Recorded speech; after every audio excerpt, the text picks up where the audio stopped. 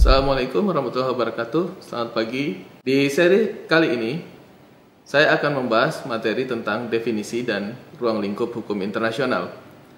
Menurut Jeremy Bentham, ahli hukum internasional dari Inggris, hukum internasional atau yang sering juga disebut dengan hukum internasional publik adalah a body of legal rules, satu kesatuan hukum yang berisi norma, standar yang berlaku bagi negara-negara atau sovereign state dan badan-badan lainnya yang diakui oleh hukum internasional.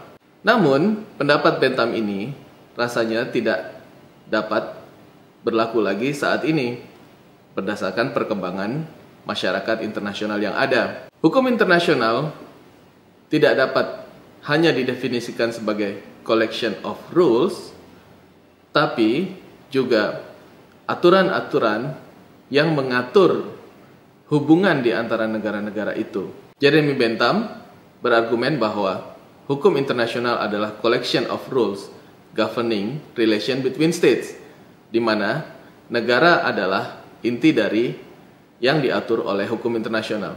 Sedangkan saat ini sudah lahir banyak aktor-aktor dalam hubungan internasional, masyarakat internasional, diantaranya individu, international organization, di mana keduanya adalah aktor-aktor vital yang turut membantu perkembangan hukum internasional saat ini. Lebih lanjut lagi, hukum internasional tidak dapat hanya disebut sebagai collection of rules saja, tapi hukum internasional telah berkembang menjadi complex rules yang berpengaruh, di mana isinya termasuk prinsip-prinsip, praktek dari negara-negara yang melibatkan struktur yang kompleks, demikian juga proses pembuatan hukum internasional yang sudah tidak sederhana lagi.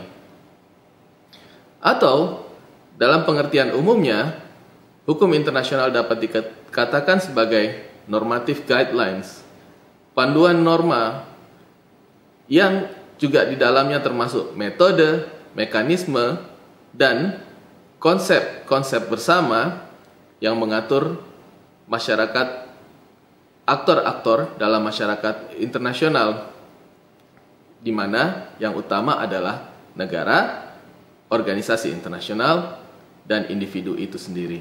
Saat ini, jenis-jenis subjek dan aktor dalam hukum internasional yang dibahas dalam studi-studi hukum internasional tidak hanya lagi terbatas pada perang, damai, diplomasi, tetapi juga menyangkut hak asasi manusia, ekonomi, investasi internasional, perdagangan, hukum udara dan angkasa, dan hukum-hukum organisasi internasional. Meskipun hukum internasional berkaitan dengan legal order, di mana etik adalah unsur utamanya, namun hukum internasional tidak dapat diartikan semata-mata hanya sebagai etik. Meskipun demikian, beberapa aspek dalam hukum internasional juga bersumber dari etika. Ini dapat dilihat utamanya dalam pengaturan mengenai hak asasi manusia. Selain itu, hukum internasional juga berbeda dari komiti atau sopan santun dalam bahasa Indonesia. Komiti itu berisikan aturan tidak mengikat yang diadopsi oleh negara karena alasan sopan santun. Misalnya, ketika ada dua kapal negara berbeda saling berpapasan, maka awak dari kru dari kapal tersebut berdiri di pinggir kapal dan saling memberikan salut. Itu sudah menjadi komiti di antara negara-negara. Selanjutnya, studi hukum internasional atau hukum internasional publik juga berbeda dengan apa yang dikenal sebagai hukum perdata internasional atau international private law, atau dalam negara-negara common law disebut dengan the conflict of law. Hukum perdata internasional berkaitan dengan pemberlakuan hukum nasional, di mana hakim diminta untuk menyelesaikan sebuah permasalahan yang mengandung elemen internasional. Namun, hakim berpatokan atau menyelesaikan sebuah permasalahan hukum itu berdasarkan municipal law yang berlaku di negara-negara yang berbeda. Hukum internasional juga adalah hukum yang menyangkut independent system of law yang berdiri sendiri dan terpisah dari hukum nasional masing-masing negara. Hukum internasional berbeda tentunya dengan hukum negara karena beberapa alasan. Contohnya, PBB atau United Nations memiliki sebuah organ bernama General Assembly atau Majelis Umum PBB, di mana di dalamnya berkumpul kurang lebih 190 negara yang nampak seperti sebuah parlemen atau lembaga pembuat undang-undang. Namun, sebenarnya General Assembly tidak dapat disamakan dengan legislator atau parlemen sebagaimana yang ada di negara. General Assembly atau Majelis Umum PBB tidak mempunyai kekuatan untuk membuat hukum yang mengikat. Hukum yang mengikat hanya bisa terjadi karena negara-negara setuju untuk diikat dalam sebuah perjanjian internasional itu. Demikian juga, Majelis Umum biasanya hanya mengeluarkan rekomendasi-rekomendasi atau recommendation hanya untuk beberapa tujuan saja, maka rekomendasi Majelis Umum PBB itu mengikat. Di antaranya misalnya menyangkut penganggaran di United Nations, berapa jumlah iuran setiap anggota, bagaimana anggota baru itu diterima, begitu juga menyangkut keterlibatan Dewan Keamanan PBB atau mengenai pemilihan hakim-hakim di International Court of Justice atau Mahkamah Internasional. Dalam hal-hal yang demikian ini, maka rekomendasi atau resolution dari Majelis Umum akan bersifat mengikat. Demikian juga, dalam hukum internasional tidak terdapat pengadilan dengan jurisdiksi atau kewenangan yang penuh sebagaimana yang ada dalam hukum nasional. International Court of Justice atau Mahkamah Internasional misalnya mengadili sengketa antara negara di mana negara tersebut telah setuju atau memberikan konsen sehingga Mahkamah Internasional memiliki jurisdiksi. Berbeda dengan negara, setiap orang dapat bersengketa tanpa terlebih dahulu meminta persetujuannya atau konsen. Demikian juga dalam hukum internasional tidak terdapat lembaga sebagaimana yang kita kenal di hukum nasional, yaitu polisi. Tidak ada kekuatan polisi yang dapat mengamankan, menjamin keamanan hukum internasional tanpa persetujuan dari negara-negara itu sendiri. Selain itu, juga tidak ada executive power sebagaimana yang ada dalam hukum nasional. Tidak ada sebuah lembaga atau organisasi yang merepresentasikan executive power itu dalam masyarakat internasional.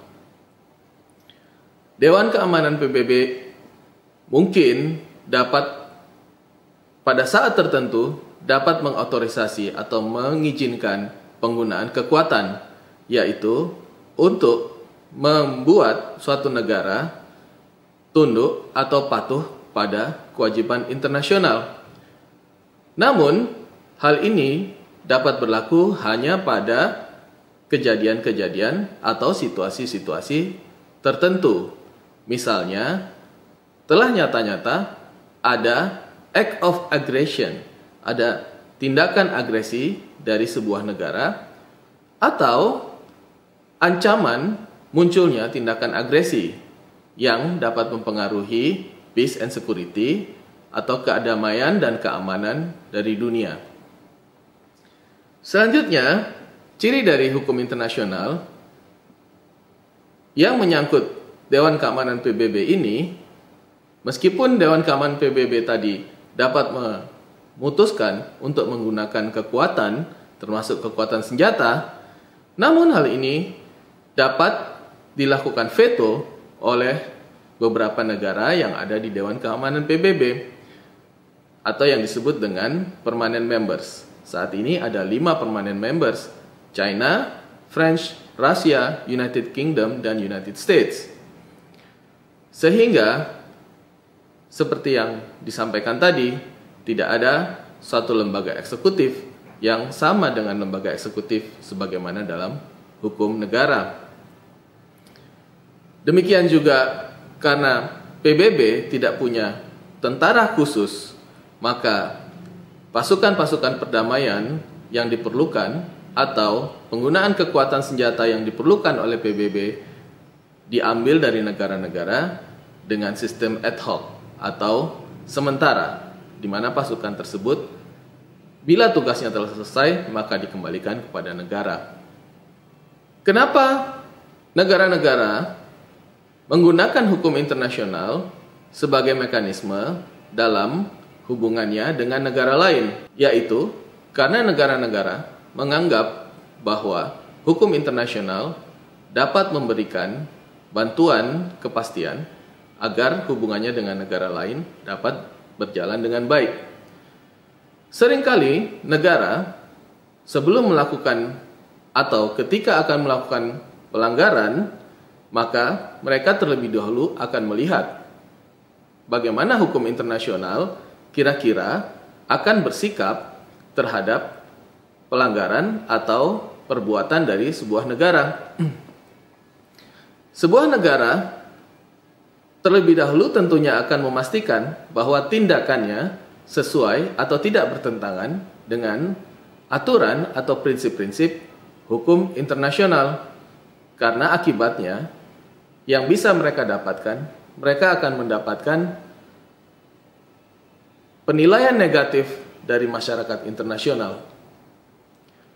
Hukum internasional karena sangat jarang sekali menggunakan kekuatan militer, maka kekuatan lain yang dapat digunakan adalah sanksi ekonomi. Meskipun dalam hal tertentu hal ini juga tidak dapat dilaksanakan. Karena tidak ada mekanisme sanksi sebagaimana hukum nasional, maka hukum internasional biasanya menggunakan reciprocity atau resiprositas tindakan balasan yang akan membuat negara-negara yang bermaksud untuk mengambil tindakan tertentu dapat berpikir ulang atau melihat akibatnya apabila resiprositas ini dijalankan. Selain itu, negara juga tunduk kepada hukum internasional karena melihat bahwa aturan-aturan yang dikeluarkan oleh atau dijalankan oleh hukum internasional sesuai dengan kepentingan dari negara itu sendiri. Pelanggaran atas hukum internasional akan mengakibatkan menurunnya kredibilitas sebuah negara. Kredibilitas ini apabila turun, akhirnya menurunkan kepercayaan negara lain terhadap negara tersebut dalam perjanjian-perjanjian internasional atau hubungan perdagangan lainnya di masa yang akan datang. Sehingga pelanggaran atas perjanjian internasional misalnya oleh satu negara terhadap negara lain akan membuat negara lain mengambil tindakan, misalnya mengambil langkah yang sama untuk tidak memberikan kewajibannya kepada negara tersebut di perjanjian yang lain. Dan apabila ini berjalan terus-menerus, maka kredibilitas dari hukum internasional itu sendiri justru akan jatuh. Ada nilai yang dijalankan oleh hukum internasional. Yaitu yang penting adalah yang pertama, kepastian atau certainty. Yang kedua, predictability, dapat diprediksi. Yang ketiga, perasaan kepentingan bersama dalam hubungan masyarakat internasional. Nah, tiga komponen inilah yang membuat hukum internasional menjadi dipatuhi atau penting dalam menegakkan hukum internasional. Selain itu, international law atau hukum internasional juga menyediakan kerangka bagi pelaksanaan kewajiban dan hak negara-negara sesuai dengan hukum internasional. Selain menyediakan kerangka bagaimana treaty atau perjanjian kewajiban itu dijalankan, hukum internasional juga menyediakan prosedur. Di antaranya prosedur apabila terjadi kelalaian atau pelanggaran, breach. Selain menyediakan kerangka hukumnya, menyediakan prosedurnya, dan yang paling penting, hukum internasional juga menyediakan konsep-konsep, pengertian-pengertian bagaimana hukum-hukum ini dijelaskan lebih lanjut. Baik, itu adalah mengenai definisi dan ruang lingkup hukum internasional. Selanjutnya, kita akan membahas mengenai sejarah hukum internasional dalam seri berikutnya.